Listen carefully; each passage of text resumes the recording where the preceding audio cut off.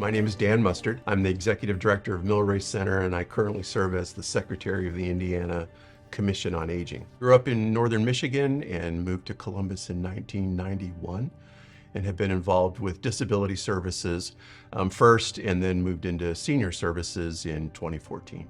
Part of the job that we have here at the center is to get a message out to people really of all ages. And the way that, a lot of times I think we have a tendency to think, number one, that we're going to live forever, which we won't. And number two, the things that we do when we're young won't impact the things, the way that we're able to live when we get older. And that's also not true. A lot of the decisions that we make, the things that we do when we're younger, will impact the way that we're able to enjoy all the activities that we want to do when we get older. And the idea is to try to shorten that span of disability that we might have at the end of our life. We want to be as active and be able to embrace wellness throughout our life, especially as we get older. It became a lot more real to me in the last few years. I went to a doctor at one point just for a kind of a routine physical checkup, and they made me get up on the scales.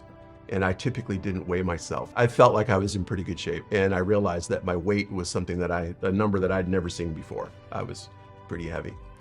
And I realized, right then, I had to make a decision, and it was immediate. I went home and changed the way that I was living and just made a lot of common sense things. Ate healthier, started cutting back on portions, eliminated fried food, started going to the gym. And I noticed immediately the impact that I had on my energy level, my overall mental health. Everything began to change when I started taking care of myself. And I realized that wellness really it's a decision that we have to make. It's a personal choice. And when you make that choice, it opens up so many doors of being able to do the things that you want to be able to do. And it made a huge difference. And I realized at the same time that it was kind of hypocritical for someone who's in charge of a wellness center to not be taking care of themselves. And so it really changed the way that I really looked at my job and my role as the leader of an organization that focuses on wellness. Some of the statistics and some of the research has said that you really need to have 3 close relationships and people that you interact with each day. That's really the goal, is to have those interactions. And a lot of times as folks become older, they have a tendency to become more withdrawn. A lot of times it's due to mobility and not being able to get out of their house or to drive. They tend to become more isolated. And so, maintaining those relationships and building new relationships, because quite often as people age, their friends and family will pass away. So you really have to work at meeting new people and putting yourself in a situation where you're going to be around other folks. It's incredibly important.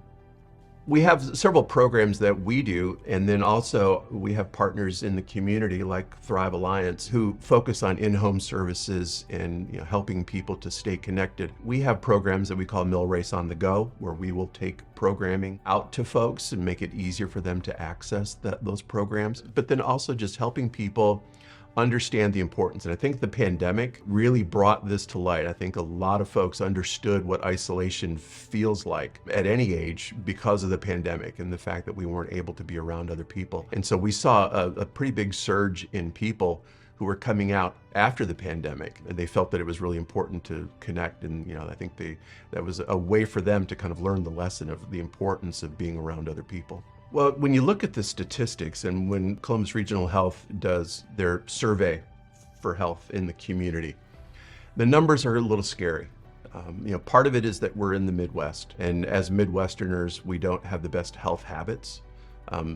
Diet, lack of exercise, high rates of smoking.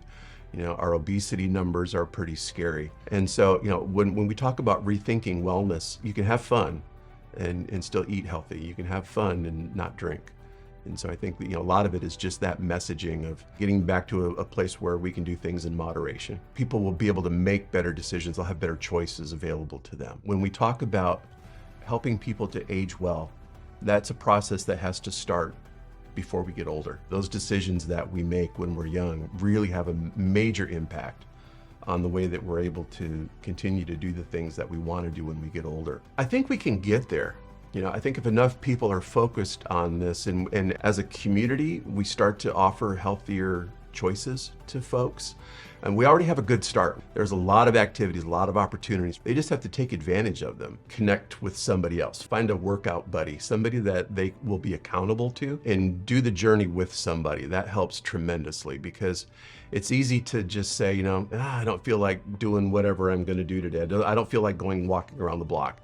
But if you have somebody that is going to meet you every day at the same time to do that, or go to the gym with you, or whatever it is, that's, I think, a big part of it, is having that accountability to someone else. It's not just interacting with somebody, but it's that level of accountability. It's a lot of little decisions that lead up to a big change. We would love to invite people to come down and visit the center. We have a fantastic newsletter that will give a lot of information about the types of programs that we have. We welcome everybody, folks from all walks of life, and we don't just limit it to older adults. Our programs are geared for people who are 50 and up, but we welcome folks, anyone over the age of 18. Our programs are built around the 8 dimensions of wellness. And so we look at each aspect of a person's life, their wellness, brain health, all of the intellectual health. Socialization is a huge factor. And Milroy Center really gives people that opportunity to connect to others and to connect to new interests, activities, let them explore a lot of different interests that they might have, and take care of themselves and allow them to enjoy all of the things that they would like to do as they get older. Okay.